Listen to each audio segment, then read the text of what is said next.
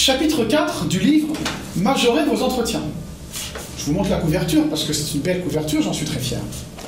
Plus sérieusement, ce chapitre 4, c'est « Comment valoriser vos thèmes personnels ». C'est un des chapitres auxquels je consacre le plus de pages, parce que vos thèmes personnels sont le cœur de l'entretien. Premièrement, il est important que vous, dans le cadre de votre préparation, vous listiez tous vos thèmes personnels sans vous minorer, sans vous limiter.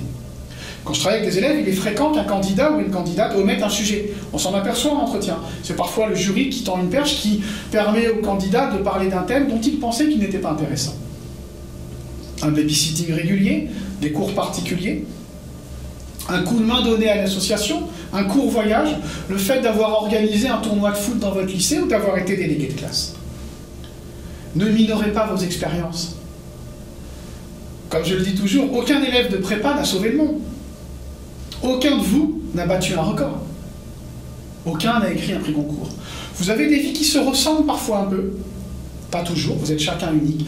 À vous de convaincre le jury. Et je vous le dis, j'en suis convaincu, ça fait des années que je prépare les étudiants, que je vois passer les candidats. Vous avez tous des choses intéressantes à dire au jury. Et le jury s'y intéressera. Alors dans le livre, je ne vais pas les lister toutes ici, je liste les grandes familles des thèmes, ce que j'appelle les thèmes d'action. Le sport, les activités artistiques, les hobbies divers, les centres d'intérêt, les jobs, les stages, vos engagements, vos voyages, l'animation, le scoutisme. Et puis aussi, je les classe dans des catégories différentes, mais vous devez y réfléchir, vos réussites, vos joies, vos fiertés, vos échecs, ce que vous feriez autrement. Et beaucoup d'autres que je ne vais pas citer ici. J'utilise aussi une méthode pour, dans le bon sens du terme, exploiter chacun de vos thèmes personnels. Je vous la résume, bien que je la détaille évidemment dans mon livre. D'abord, bien poser le contexte pour aider le jury. J'appartiens à l'association Help Kids. L'an dernier, nous avons organisé un voyage humanitaire de 3 semaines en Moldavie. Le contexte est posé. Deuxièmement, et c'est très important, raconter des histoires, des anecdotes. Embarquer le jury avec ce qu'on appelle le storytelling. Et c'est comme ça que je me suis retrouvée à chanter toute seule devant 400 personnes, alors que je n'y étais pas préparée. J'ai travaillé pour une société qui commercialise des boucles d'oreilles africaines et des colliers fantaisie. Vous voyez, avec les gestes en plus, je suis sûr que vous imaginez bien les produits que cette société veut vendre.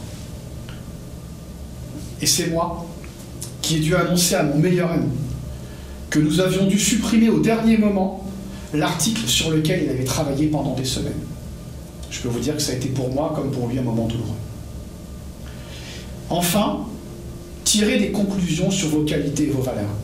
Je crois qu'il faut aider le jury à conclure. Pas d'arrogance, mais je suis persuadé que vu l'importance des entretiens, vu le boulot que vous avez abattu pendant 2 ou 3 ans en prépa, même si on vous dit le contraire, moi je crois que l'entretien n'est pas le moment d'être modeste. Pas trop, pas d'arrogance, c'est pas le moment d'être trop modeste. Et enfin, autant que possible, faites le lien avec l'école, entre une activité, une réalisation, un centre d'intérêt, une rencontre.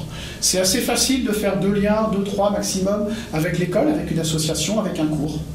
Et quand vous le pouvez, c'est plus délicat, donc attention, n'allez pas de manière, dans un sens trop artificiel. Faites un lien avec votre projet pro.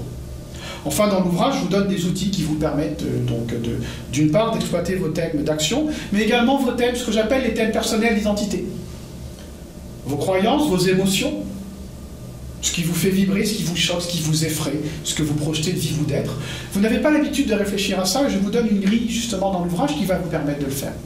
Et si vous préparez bien tous vos thèmes personnels d'action, si vous préparez bien vos thèmes personnels d'identité, alors je vous garantis, je l'espère en tout cas, vous pourrez majorer vos entretiens.